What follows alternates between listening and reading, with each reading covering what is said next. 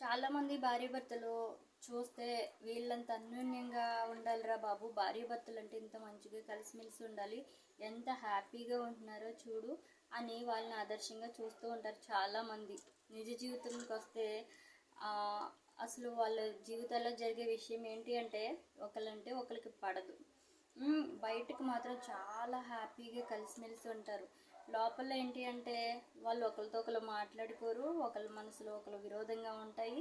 ఈ లోపల పిల్లలు ఉంటారు కదా, ఆ పిల్లలతో అనమాట వీళ్ళు ఏం చెప్పుకున్న, భర్తకి భార్య ఏం చెప్పాలన్నా పిల్లలతోనే, భార్య భర్తకి ఏం చెప్పాలన్నా పిల్లల ఈ మధ్యలో పిల్లలు వాళ్ళకి చెప్తూ ఉంటారనమాట, పిల్లలతో మాట్లాడుతూ ఉంటారనమాట, ఏం చెప్పాలన్నా ఆ రకంగా ఉంటారనమాట.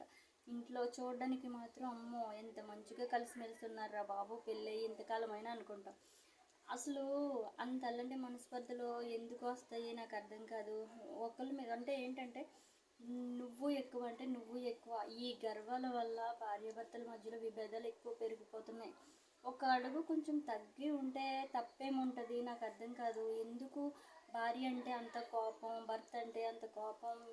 ఇప్పుడు 2 రోజులు ఉండి విడిపోయేవారు కాదు మీరు, శాశ్వతంగా కలిసి ఉండాలి అన్నప్పుడు అండర్స్టాండింగ్స్ మెయిన్ ఇంపార్టెంట్. మీరు ఇటు కలిసి ఉండలేక అటు విడిపోలేక మీ ఇద్దరి మధ్యలో మీరు బాగానే ఉంటారు, మీ మధ్యలో పిల్లలు ఏంటి అసలు వాళ్ళు ఏం నేర్చుకుంటారు మీ నుంచి నాకు అర్థం కాదు. ఒకవేళ ఇలా చూసావు రేపొద్దున మనం కూడా ఇలాగే ఉండాలా అని అనుకుంటారు, లేదంటే వాళ్ళ మైండ్ పాడైపోతుంది.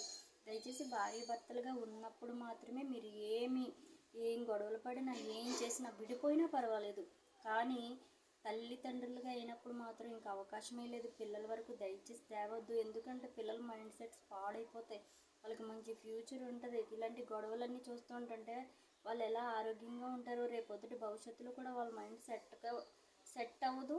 అలాగని పెళ్ళైన తర్వాత కూడా ఇబ్బందులు ఫేస్ చేస్తారు, ఎందుకంటే వాళ్ళ మైండ్ అంతా వీటితోనే నిండిపోయి ఉంటుంది. ఏ చిన్న గొడవ వచ్చినా కూడా వాళ్ళు సర్దుకుని బ్రతికే అవకాశం వాళ్ళకు ఉండదు. ఓహో మా అమ్మ ఇలా చేసేవారు కదా, మా నాన్న ఇలా చేసేవారు కదా, మేము కూడా ఇలాగే ఉండాలి అన్నట్టుగా తయారైపోతుంది వాళ్ళ మైండ్. అందుకోసమని పిల్లల కోసమైనా పిల్లలు పడుకున్న తర్వాత లేదంటే పిల్లలు బయటకు వెళ్ళినప్పుడు మీరు మాట్లాడుకోవాలనే మాట్లాడుకుని, దయచేసి పిల్లల ముందు మాత్రం గొడవ పడొద్దు, ఓకేనా?